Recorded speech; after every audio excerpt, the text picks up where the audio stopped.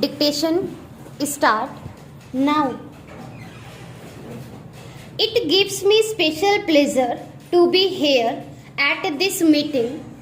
I must say that I was very much attracted by the name of this organization when I first heard of it, because it is something which at this moment of our development we are very much in need of.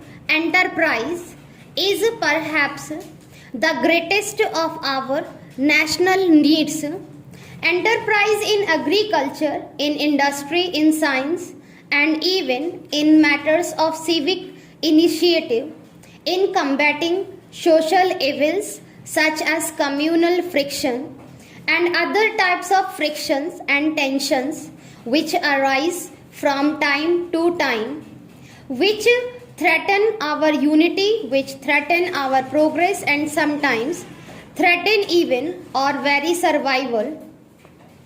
This is hardly the place to dwell on some of these tensions, although they have a very vital bearing on the progress of our industry. In today's society, in today's changing society, and the new elite are the entrepreneurs and the technologists, and in the situation which exist in our country, these two have a very special responsibility to society.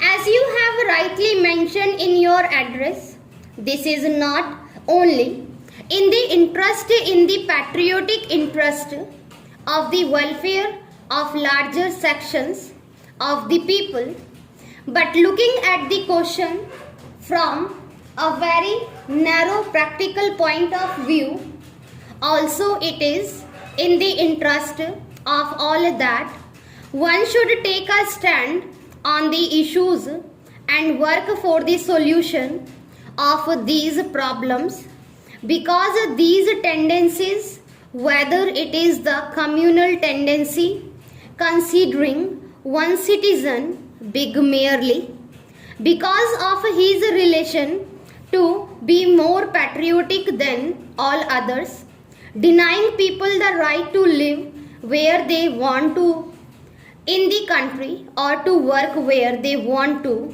weaken the fabric of the nation. No industry can prosper and no development can take place unless there exists a proper atmosphere, the atmosphere of unity and of working together. As you know, we have made tremendous progress in industry since our independence, but we have come to a stage when industry needs a special push. Not that we want to lessen the importance of agriculture, because our very lives are dependent on it, and industry itself is dependent on agricultural progress. We cannot make history by repeating the experience of others. We have to be willing to forget out their own path, make our own mistakes, and learn from our own mistakes, and from the mistakes go on to achievements. In India, we have taken the socialist path. Our socialism does not envisage a choking of private initiative. In fact, we have stood and we do stand now for a mixed economy in which both the public and the private sector are active. We do not want the state to do everything, because apart from this not being possible, the state is not able to undertake everything. It is also not desirable for the state to do everything. What then is our socialism? It means that the state takes upon itself the responsibility for wiping out poverty, for initiating steps which will increase production, for modernizing our economy by establishing key modern industries, for enforcing social purpose in all economic activities for reducing disparities and setting right the historic inequalities between different classes and different regions, and in particular for checking and preventing the growth of a monopoly.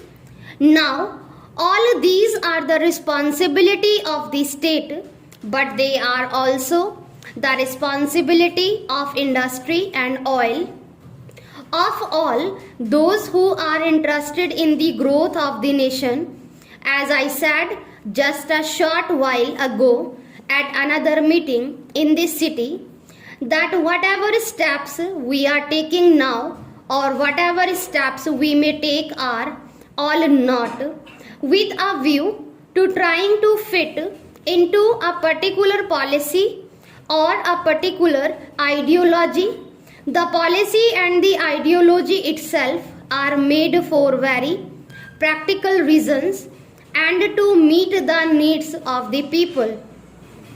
It is when social disparities increases that we have social tension. It is when there is a social tension that problem of law and order and instability and insecurity arise. So these problems of inequalities, of disparities of meeting the rising expectations of the people are all too very much a part of the industrial scene, and unless we can deal with them, we cannot even advance industrially.